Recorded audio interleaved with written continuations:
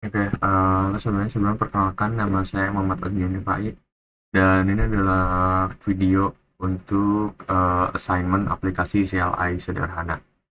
Dan oke, kita bisa langsung ke code-nya aja mungkin.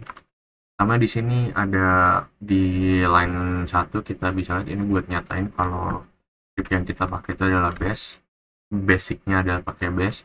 Terus di sini bisa dilihat ini kayak cuman color code doang, ini color code yang udah didapetin di internet kayak Stack Overflow gitu dan sebagainya yang udah saya kumpulin. Terus selanjutnya sini ini color untuk kayak sejenis stop buat warna itu tampil kayak sampai situ aja. Pokoknya itu kurang lebih kayak memberhentikan warna itulah gitu biar nggak seterusnya warnanya itu terus. Selanjutnya di sini ada deklarasi array di mana buat nyimpen data yang nanti kita dapetin kayak input nama ntar masuk ke sini nama terus nilai akhir terus sama indeks yang ntar di akhir hasil dari kalkulasi yang udah ditentuin.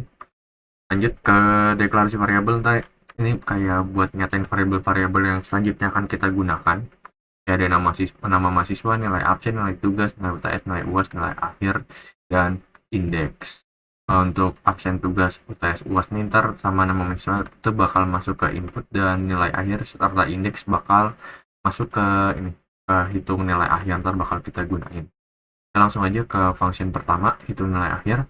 Ini ada di mana hitung nilai akhir yaitu kita pakai rumus nilai absen dikali 10/100 atau 10% dan nilai tugas 20% dan begitu juga seterusnya. Terus di sini dilakuin percabangan kalau misalnya nilai akhir minus GE ini adalah greater than equal, pokoknya kurang lebih kayak lebih dari atau sama dengan 80, maka dia masuk ke indeks A. Dimana 80 itu termasuk juga A. Dan begitu juga dengan di bawahnya sama, cuma 70 eh, lebih dari atau sama dengan 70 dia jadi B gitu dan bawahnya seterusnya, dan selain itu dia akan masuk ke E. Dan untuk function selanjutnya ada add to array di mana di sini buat masukin atau nge-assign nilai-nilai yang kita dapetin nantinya, entah dari input atau dari perhitungan dimasukin ke dalam array yang udah kita bikin tadi. Terus habis itu ada fungsi untuk input data mahasiswa. Terus ini echo min ini cuman buat kayak sejenis ngasih tahu user kalau lagi ada di menu input data mahasiswa. Ini cuman sebagai membantu user experience saja sih. Untuk min ini sejenis kayak escape string gitu, ini buat ngeprint warna ini biar nggak kedetek string gitu, kurang lebih kayak gitu. Selanjutnya ini ada minus P. Minus P ini ini read ini kan buat input, terus min P ini buat nampilin ngeprint ininya teks yang ada di dalam string ini, terus kita assign ke nama mahasiswa. Terus ini dilakuin validasi, udah ada validasinya. Jadi kalau misalnya minjet nih buat ngedeteksi kalau misalnya nama mahasiswanya kosong, maka berarti dia true. Itu kalau nggak salah lawannya minjet tuh apa gitu, ada kebalikannya min n atau apa gitu lupa. Yang jelas minjet nih buat ngecekin kalau misalnya di dalam variabel ini kosong, maka dia bakal nampilin ini dan dia bakal balik lagi ke halaman input data.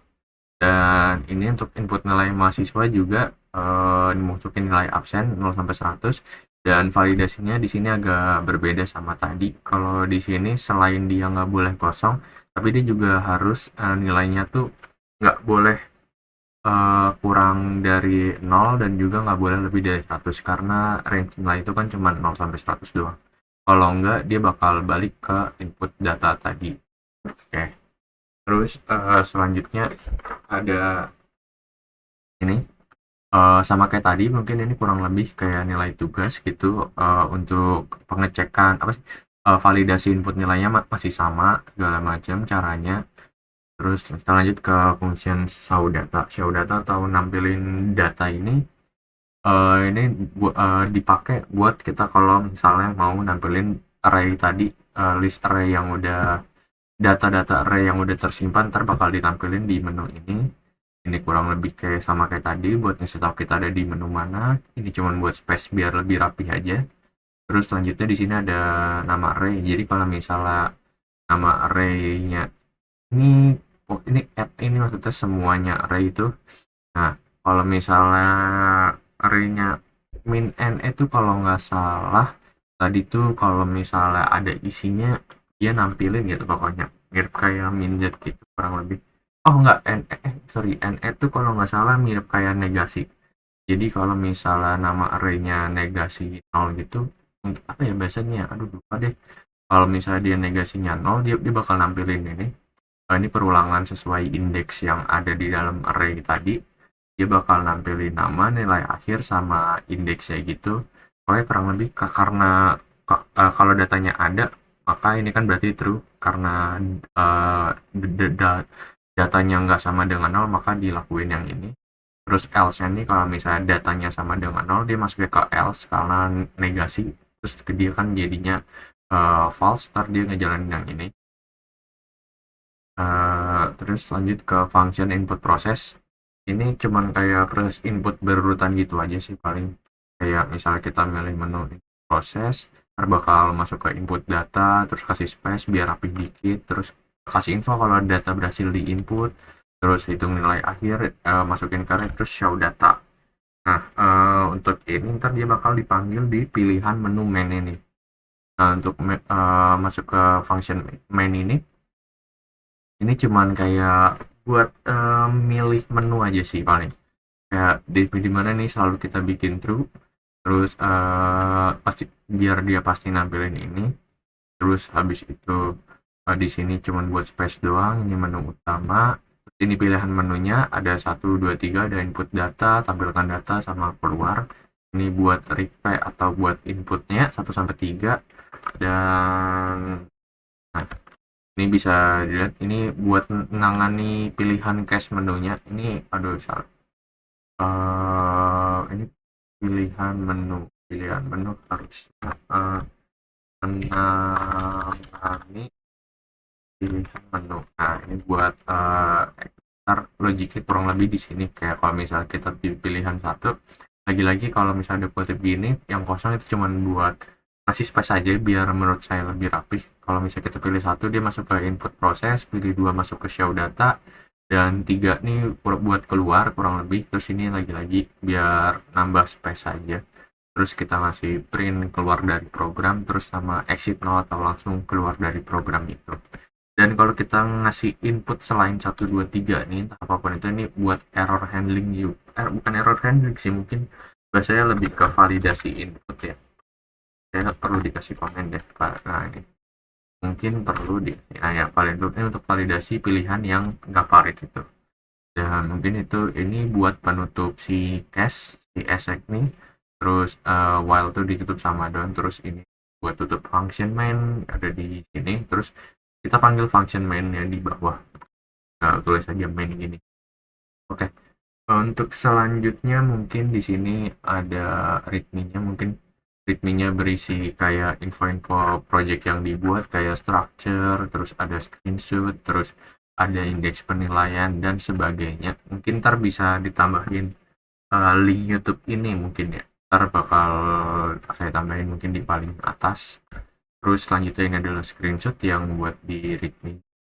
Oke, mungkin langsung aja praktek dulu kali. Waduh, belum masuk ini ya.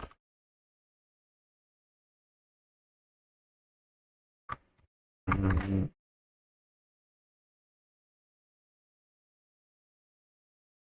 good. And what ya, biar tinggal copy. Oke, so buat ngejalanin program ini kita bisa ngelakuin yang pertama chmod dulu, chmod plus x terus nama projectnya, atau kalau opsionalnya bisa pakai base app.sh. Jadi kita jalan langsung pakai base. Nah, ini untuk menu utama tadi yang dipanggil dari main, kita pilih misalnya input menu data. Misalnya kita masukin nama di sini. Misalnya kita masukin nama salah dulu aja. Misalnya kita masukin kosong. Ini udah ada validasinya. Kita kalau nggak boleh kosong, kita masukin nama beneran sekarang. Terus untuk nilainya kita masukin. aja, mungkin bebas. Oh ya, untuk nilai ini tadi udah ada validasinya. Coba kalau kita kasih minus 1, dia nggak bisa, dan dia bakal balik ke nama mahasiswa tadi, karena ini nggak valid ya. Terus mungkin kita input nama yang benar sekarang.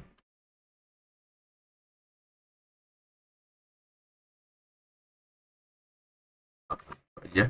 Oke, ini udah masuk. Ini yang tadi Eko buat ngasih tahu kalau datanya udah masuk.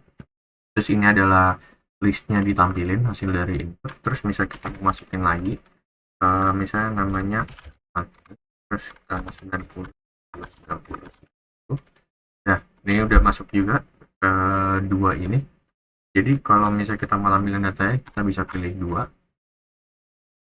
Nah, ini juga udah bisa nampilin. Terus untuk tiga, kita bisa keluar dari project atau aplikasi yang dijalanin. Oke, sekarang kita sudah keluar dari sini dan udah ada notif keluar dari program. Oke, mungkin itu saja untuk video video tugas presentasi aplikasi CLI sederhana saya. Terima kasih sebelumnya. Oke, gitu aja.